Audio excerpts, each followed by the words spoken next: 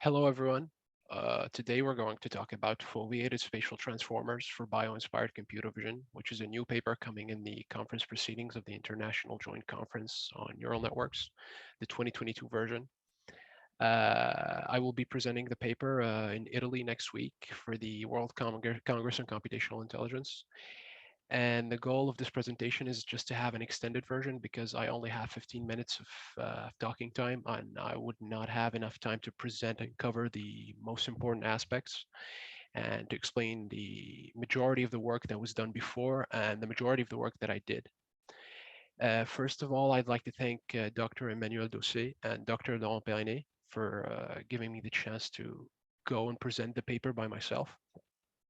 I'm very honored for that. Thank you.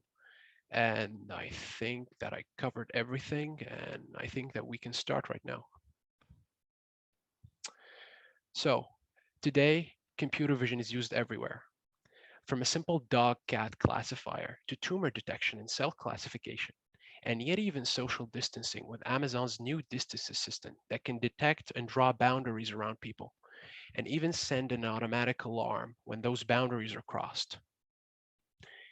This field has been revolutionized by the introduction of convolutional neural networks in the 1980s by Fukushima.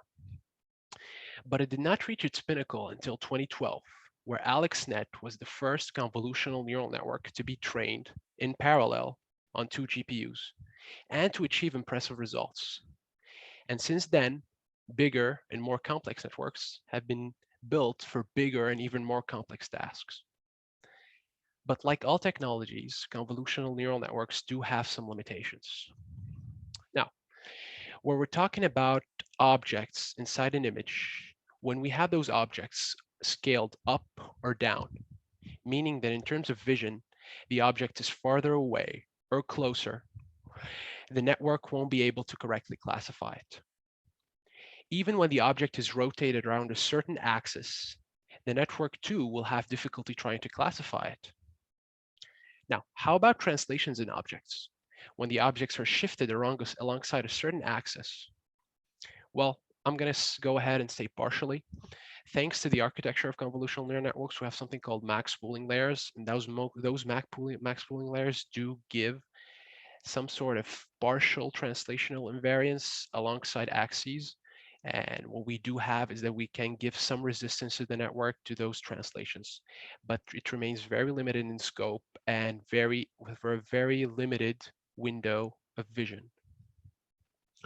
In 2015, and trying to overcome this limitation, Google DeepMind tried to develop what we call the spatial transformer. Now, the spatial transformer is composed of three parts. What we have is we have a localization network, we have a grid generator, and we have a sampler. And those three parts, what we're going to do is we're going to take them, and then we're going to place them on top of any sort of convolutional neural network to try to give it some sort of, let's say, invariance to translations, rotations, and scaling. It will be resistant to all types of fine transformations in the visual space. So what we have is here we have the input feature map or the input image.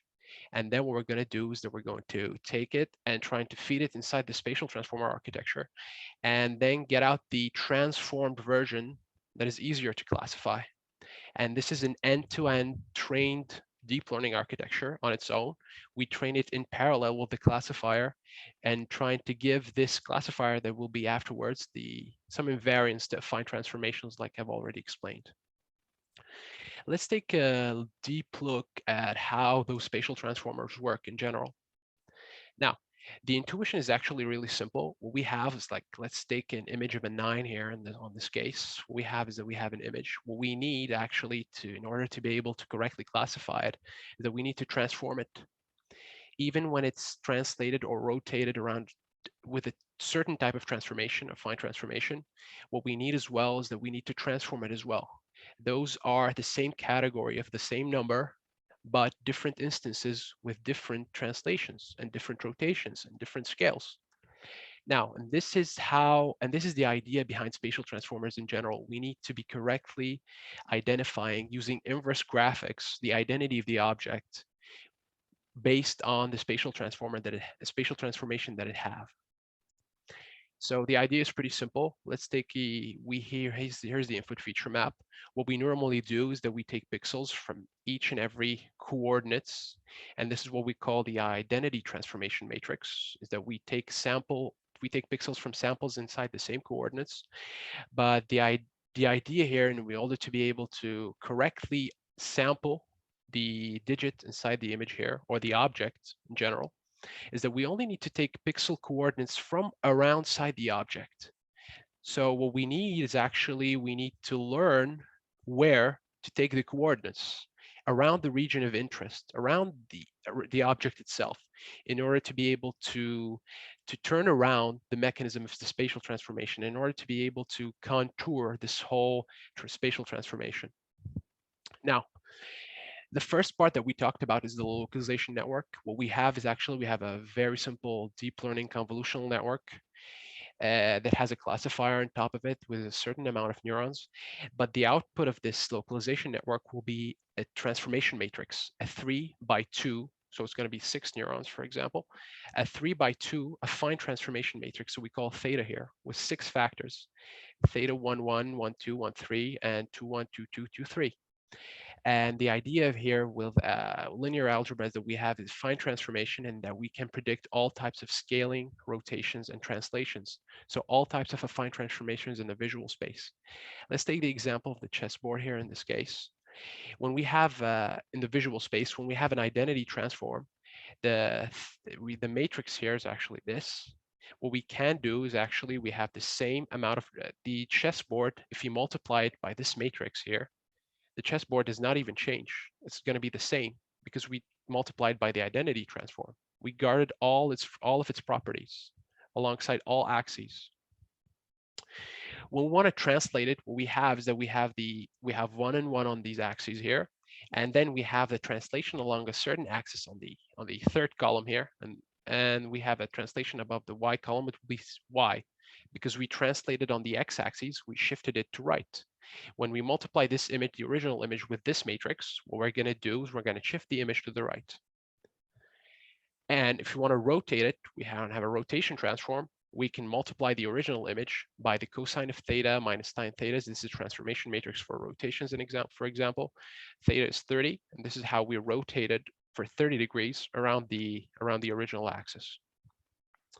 Now, the first part we talked about is the localization network. The output of this localization network was that the theta transformation matrix will be used by the grid generator. Now, the grid generator is actually pretty simple. What it's going to do is going to, like I've said, take the theta transformation matrix and try to generate the coordinates in the output feature map based on the input feature map. For example, here for the affine transformation case, it will give us the coordinates that we need to sample around the region of interest, in this case here. And then the output of the grid generator is actually a simple, or just simple coordinates for the output, which is pretty simple. Now, when we talk about attention, this is actually very interesting. If you wanted to try and fix, this is the idea that has not been explored majorly by the deep learning community. When we try for the spatial transformers case in itself, we have the attention model. When we take the affine transformation matrix, we fix the column here for 0, and we fix 0 here. And we leave here as a scaling factor, which is the same variable over this, and we leave the translations around the x-axis and the y-axis. So what we have is we have scaling and we have translations in this case, and this is what we call the attention model, where we have a structure that does not take into place the rotations, but only takes into place the scaling and the translations. And this is what we call generally the attention model. We'll see. It has not been explored, like I've said, inside the deep learning community, but what has been done is that it's been theoretically even possible. We're going to take into account this mechanism for the future work. So let's go ahead and take a look at what's next. Now, the output of the grid generator is going to be used by the last part, which is the sampler, that will take into account the coordinates of the output feature map that were generated by the grid generator. And then with the simple equation, we'll use bilinear. The original work used the bilinear interpolation, which is pretty simple. And it's going to go ahead over all the pixels in the feature map.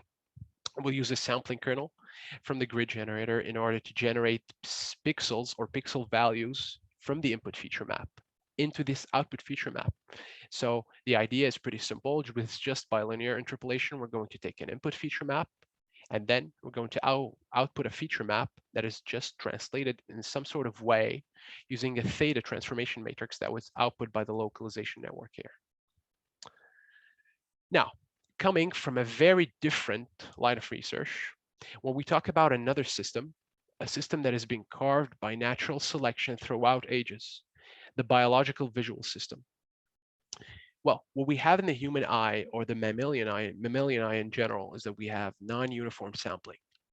The retina is composed retina, which is the major part of the eye that has the biggest part of the neurons or the cells connected to the neurons, the ganglion cells. What we have is actually we have two parts, the fovea, not talking about the blind spot here, the fovea and the peripheral region. The fovea, which is the central part. The central part here is very close to the output of the optic nerve. The optic nerve is considered the blind spot because we can't see in it. And what we have on the peripheral region, this is called the peripheral region, like I've said, is just the output. Now, when we're talking about vision, we have two types of cells. We have the cones and we have the rods. The cones are very, when we talk about this here, this is let's say the map of the retina in itself. And we can see that inside the fovea, we have very high concentration of rods that get less and less when we talk about the peripheral regions here. We get less and less because cones are responsible for acute vision or day vision. And when we have rods, actually, Covea does not have, or the central region does not have any cones or very low number of cones. And then we're going to the periphery, we have more and more rods and less cones. So this is why in the periphery, we're going to have less accurate vision when we compare this to the fovea or the central region. And this is how the biological system was designed by natural selection in order to be the most optimal possible. Now, all of this architecture of the eye is active, and what was controlled is controlled actually by the nervous system that will use saccades or reflexive movements that are very fast, of the order of 200 milliseconds. And what we have is actually we have two pathways inside the brain. We have the WARE pathway, which is the dorsolateral pathway here that is responsible for identifying the location of object in the visual space. We don't care about the identity of the object itself. And what we have is we have the ventral pathway here is the what pathway that is capable of identifying the identity of the object itself. So let's say that, for example, there's something, or you're just looking at nature and you just a bird flying inside your field of view. The first of all, the signals from the peripheral region will detect that there is something. The WARE pathway will detect that there's something that has entered your field of view. Then the WARE pathway will send through a saccade for the movement for your eye to move and to place your fovea on the axes of the bird itself. And then the what pathway on itself will be capable of identifying that you saw a bird. But first of all, the WARE pathway, we doesn't care about the identity of the object itself. It just tells us that there's something that came into the field of view. And then what we have is that we have a totally separate pathway, the what pathway, that is capable of identifying the identity of the object itself, of telling us what it is. Now, attacking it from a biomimetic deep learning point of view, what we have is that we had a model that was developed in 2020. Here's actually, it's called the what-where biomimetic model. What we have is actually, we have a 128 by 128 display. It was developed on a very small experimental setup that we're going to take a look at in just a few seconds. Here we just place random digits inside a small screen, a random handwritten digit from 0 to 9, and we place it alongside just some sort of textures that resemble natural textures that we see in the human eye. And what we have, this is the display. This what-where model, what it's going to do is actually going to compress it through a log polar input, and this is very similar to the compression mechanism that the mammalians use in the biological visual system.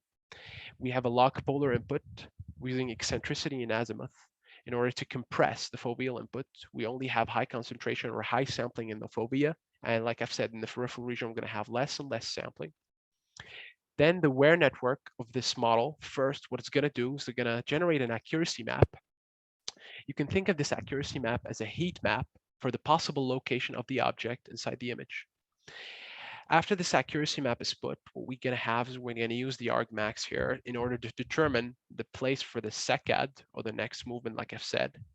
And these coordinates will be correspond to the location of the object. And then what we're going to do is we're going to crop, like the fovea, in a biomimetic fashion, a single digit. We're going to crop a 28 by 28 snippet from the image, and we're going to feed it through the what network. This what network will then take in this input and trying to classify it, the digit from 0 to 9. What digit do we have? In this case, do we have a 4?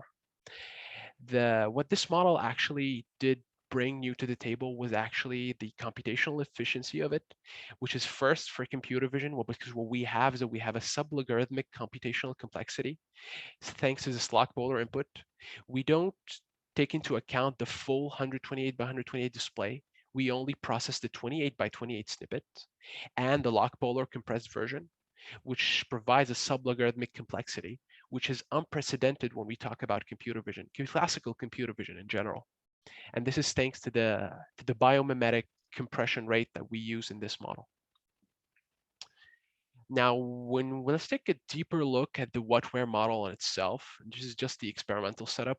In order to test it, what we're going to do is we're going to have we're going to just fix the model in 0, 0 coordinates here first. And then what we're going to do is we're going to display the circular mask of random noise, and we're going to embed a random digit here. And then we're going to leave the model the time to do a secad and to give us the answer itself.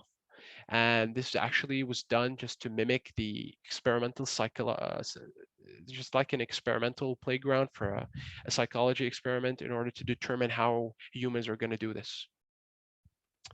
Now, when we take into account the architecture of the what network itself, it's a very simple classifier because we're talking about MNIST classification digits here. We have just a small 28 by 28 input with random digits. So we only need a Linnet architecture, which is here, that will output the classification category of the digit that is contained inside. We only use this simple classification network because we only have a simple digit classification here. Now, when we talk about the where network here, now the architecture is pretty different. Like I've said, we're going to take the 128 by 128 display in this case, and then we're going to have is that we're going to compress it through a determined bank of log polar filters. And after this, we're going to feed it through a feed forward architecture with a classifier that will output an accuracy map, and we're going to use for this as well another sort of labeling system, which is here. This labeling is, you can think of it as a heat map when we are talking about the location of the objects, just a simple heat map. And this accuracy map will be compared with the predicted, which was output by the network using the binary cross entropy loss function. And this will permit the network to learn how to localize it. So what we do have here is that we have some sort of annotation that was added to the process. We annotated the location in order to train the aware network on itself. So the aware network was trained by itself, and the what network was trained by itself. And then we associated the two networks inside the same model in order to be able to do the task. Now, this can be formulated as well inside the active inference globe. When we have two networks and we're gonna face the experimental choice, the first thing first, when we're gonna display a screen for the model, it's gonna talk to itself and say, what do I choose? Do I choose the what network and classify what do I view now? Or do I take the where pathway and then take the what pathway? So it's gonna have some sort of choice. This choice will be taken upon maximizing a certain metric, and this is why was it formulated inside the active inference globe. We're going to take the entropy before and the entropy after, and then we're going to maximize this information gain. This is how the model learns on itself. What we have is we have the maximum information gain, with the least amount of Bayesian surprise possible in order for the model to learn. Now, we've taken a look at two models, the what-where biomimetic model and the spatial transformers paradigm from the deep learning community that is based on the inverse graphics. What have I said is that the what-where learning actually, or what-where training of the model in general, is not optimal. We've taken some annotations for the location for the where model I'm talking about, and what we did is we annotated them by hand, which is something that we don't have access to for other data sets, like for example, the ImageNet or any other data sets that we use for natural images in general. And what was done actually is that we trained the where network, like I've said, on itself, and then we trained the what network by itself, and then we tried to associate both of them and to maximize the information gain for the model. This is actually not optimal and cannot be translated easily into other types of tasks. So we have to find out another way in order to make the model optimal and for other tasks and for other classification purposes. When we're taking a look back at spatial transformers, and this is on the other hand, spatial transformers in general, when we take this plug and play module and place it on top of convolutional neural network, what we see is that we do add some sort of computational load. We some sort of place more and more parameters on the network, which can be computationally very costly, which is not very efficient on its own. And this is where the idea of foveated spatial transformers came into place, is that can we associate both of the models and take the best of both worlds in order to come up with the best combination. Now, first of all, what we wanted to do is that we wanted to test if spatial transformers can be used on the data set on itself, because the data set we use, we actually have a lot of textures and it can be really difficult. So what we wanted to do is just to try and compare the normal spatial transformers to the ordinary what network on itself. This is just a 28 by 28 pixels noisy MNIST data set where we're going to place a random digits from 0 to 9 with some noise, and we're going to place it randomly inside the image. In some cases, the digits won't be visible at all inside the image, which is not good and was going to be very hard for the network to classify. So this is the architecture of the foveated transformer that we conceived, which is this STN 28 by 28. It's has a very simple localization network of two convolutional layers and two fully connected layers, and a very simple grid generator. And the output will be just like the affine transformation matrix that will be able to detect scaling, rotation, and translations. We use the exact same backbone as the what network, the LONET architecture, in order to see in order to be able to just compare and see how does it benchmark a normal spatial transformer to a normal what network. Does it provide any sort of improvement after all? Now, this is what you have seen is that for the new spatial transformer, when we compare it to the what network, we have here is we have a big improvement in the classification accuracy. We have a higher range here. We extended the range of our what network in order to be able to detect or correctly classify digits alongside digits that were very highly shifted. This is why we have a big envelope of classification accuracy here. After some sort of shift, we have a very deterioration, which is actually pretty simple because the digits are shifted outside the image, which can be extremely difficult, maybe even impossible to even classify. And this is where we have a simple deterioration of the classification accuracy outside. And now those are some simple transformations.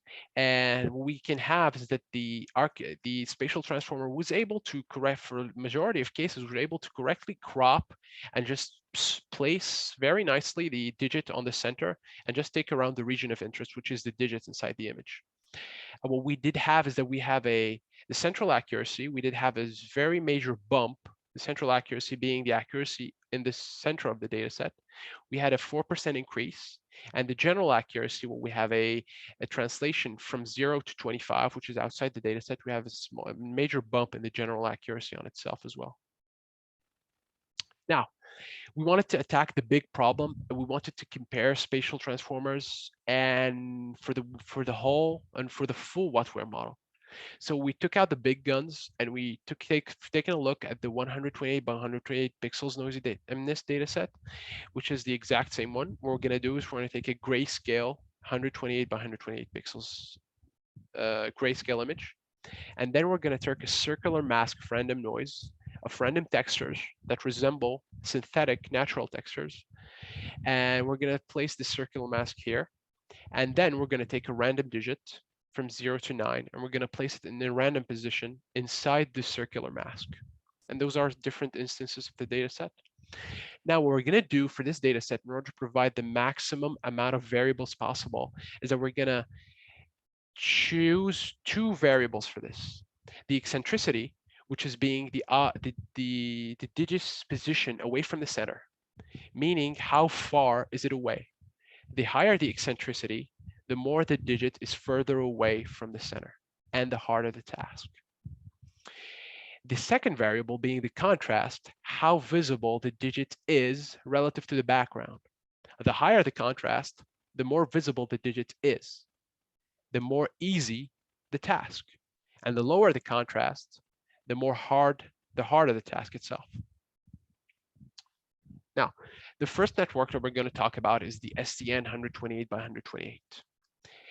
What we do have is that we have a bigger localization network with 4 convolutional layers, because now we're talking about a bigger data set, which is why we need a bigger logically localization network. And this is the exact same one as the SDN 28 by 28, which will output as well an affine transformation matrix. And we use the exact same backbone as the wet network in order to provide the most amount of resemblance to the wetware model. Here are some of the results that was learned by the SDN 128 by 128. Here's the original data set on the left. And we can see for different translations here, or for different eccentricities, and this is the setup with the maximum eccentricity, the network is able to zoom in on the digit itself and to place it in the center, which is actually very remarkable. We're talking about a very similar wear mechanism that we're able to detect of whatever position the digit is. We're going to take it, we're going to center our point of view on it. Now, this is another example when we make the task a little bit harder. We have a variable contrast from 30 to 70%, which makes it very hard. For example, the 3 here is barely visible to the human eye itself. We're going to even try and center the digit. The architecture is really great for this case. Now, we wanted to make our networks that are more resemblant to the original wetware model. So what we did is that we created another architecture like the SDN 128 by 128. We called it the attention transformer network. It has the exact same architecture as the localization network, but we changed is that we made the grid generator smaller. We downsampled it to 28 by 28 pixels in order to provide this foveal downsampling mechanism that we have in the human eye, or we have in the wetware model itself.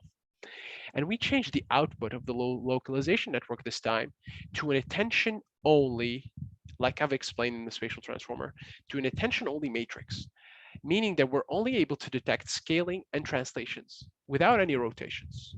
And of course, we've left the wet network on itself. Here's what it gets really interesting. Now, what we have here on the right for the spatial transformations with a 70% contrast is that we're going to zoom in on the digit, or we're going to place it perfectly inside the box, which is exactly like the foveal downsampling mechanism that we're looking to implement in the wetware model. Here's the case when we have the maximum hardness for the difficulty and the maximum amount of difficulty for the setup in general. What we have here, the digits with 30% contrast are actually barely visible on the 128 by 128 original data set. And what we've actually been able to do is that the transformer was able to perfectly center them and to cross them inside its bounding box, inside this simple grid generator of 28 by 28, and was actually able to learn this on its own by itself. Now, the third network, because we were missing one sort of things for the wetware model, is that we wanted to compress the input in order to provide this some sort of log polar magnification mechanism that we have in the wetware model. So what we used for this is that we used the compression rate for the original data set. And what we changed is that in the localization network, instead of having an only attention this mechanism that's able to detect scaling and translations, we fixed the mechanism of attention. We don't need scaling. We don't need to change the size of the object or the digit inside the image. We only need to be able to detect its location. So we only need translations. This is why the output of the localization network is 2 neurons only here. The compression is actually, this is an example of the pipeline that was used for the log polar compression. We have the Laplacian crop pyramid. We're going to take levels alongside different feature maps, and then we're going to construct the 3D tensor that's going to be used for the training with 3 coordinate system for the azimuth, the eccentricity, and the orientation itself.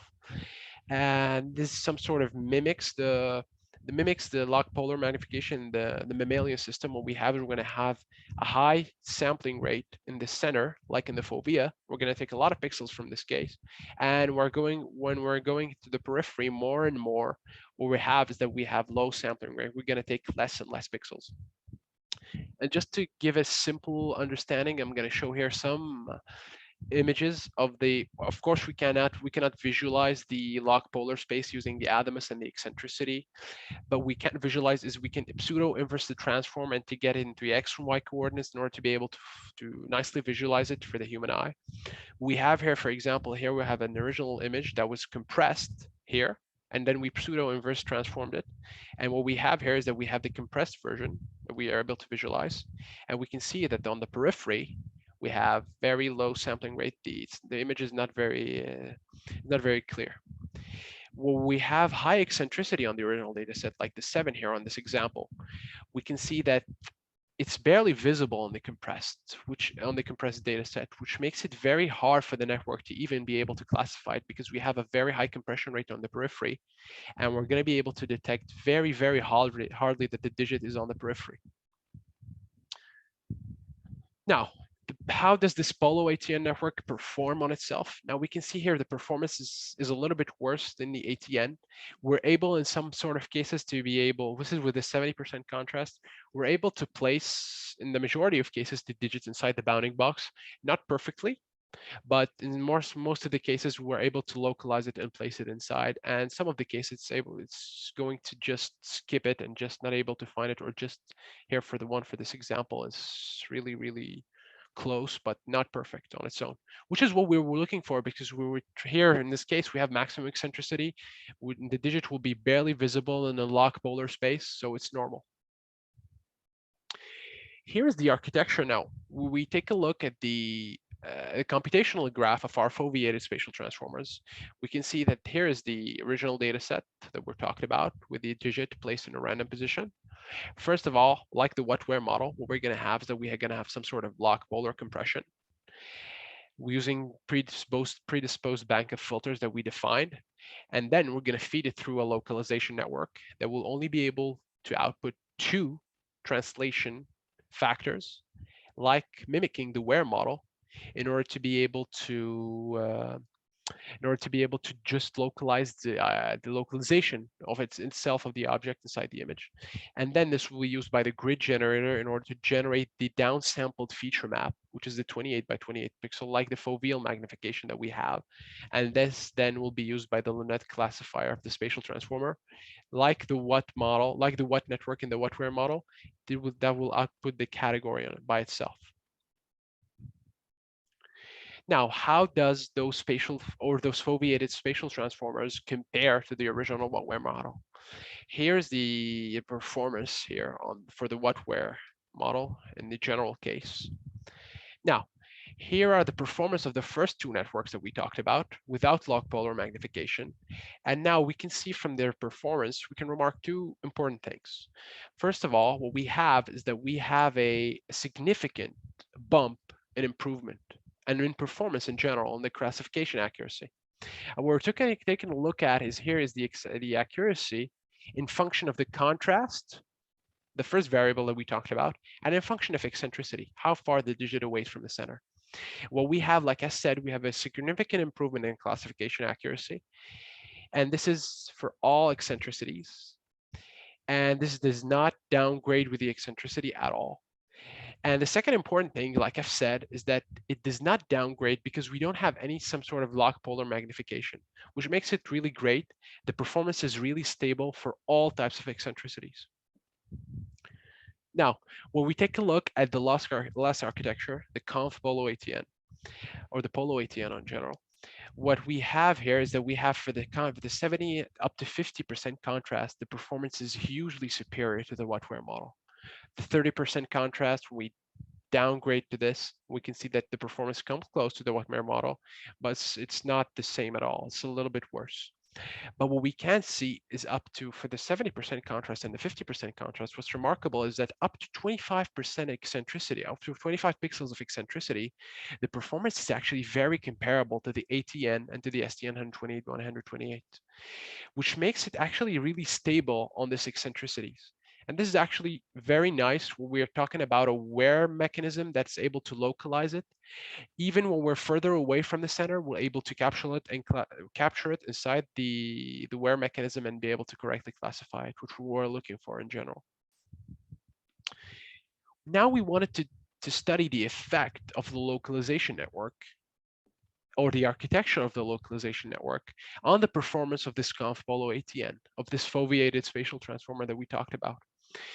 Now, first of all, what we did is that we varied the compression rate.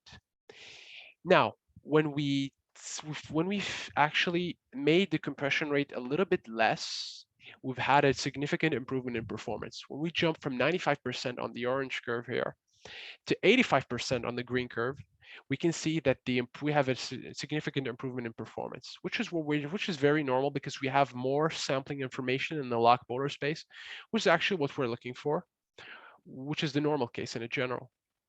But now, what we tried to vary is actually the architecture of the localization network on itself. Because when we're talking about a log polar magnification space, we only need a simple feed-forward classifier, a fully connected network with a multi-layer perceptron, because we have a very small input in the log polar space. But we wanted to study the effect of convolutional neural networks itself on the log polar space. So we tried and use a convolutional neural network only architecture inside the log polar space. And what we've seen is that for 70 up to 50% contrast, we have a significant improvement or bump in the classification accuracy. For the 30% contrast, it comes close, but we have the very high improvement in the it's very high significant improvement in the accuracy when we're talking about the 70 and 50% contrast and using those convolutional neural networks in general. Now, to finish or to conclude, what we've taken a look at today is that we've actually been able to prove that a full what-where processing pipeline can be trained in an end-to-end fashion without any labeling whatsoever using spatial transformers on our paradigm. When we compare this to the what-where model, we can see that we don't need any type of information or more labeling space in order to train a where network that's able to correctly localize objects inside the visual space. So the separation of the what-where in a deep learning point of view can actually be trained in an end-to-end feed-forward fashion using spatial transformers on itself. Now, when we take a look at the deep learning community, what we can say that is new for the spatial transformers in general is that we've proven that they do work in a sublogarithmic space or sublogarithmic visual space, which is the very first work to do that. It was not done before. The exploration of the log polar visual space has not been done for the spatial transformers. It's only actually been able in linear, because in classical computer vision, what's actually been done is that we have a linear pixels for the number, which is not the log polar space. And to the third point, which is the major point, is that we have proven that convolutions do matter after all. Because now with the rise of architectures like MLP Mixer, when we're trying to just use everything from normal natural language transformers to MLP mixers and architectures that are fully connected, we're trying to get away from convolutions. But we actually, thanks to the localization network in the log polar space, we have seen that convolutions do give us an improvement in performance and maybe give us some sort of improvement in information in this log polar space on itself. Now, to finish, we must argue that foveated spatial transformers, the mechanism that we presented here, do work on a simplified setup for the moment, just trying to localize numbers in a small screen. More work to extend them to natural images is a must and should be of great concern because attention-driven structures like this should be of great concern because they allow efficient computation for computer vision in general. Thank you all for listening.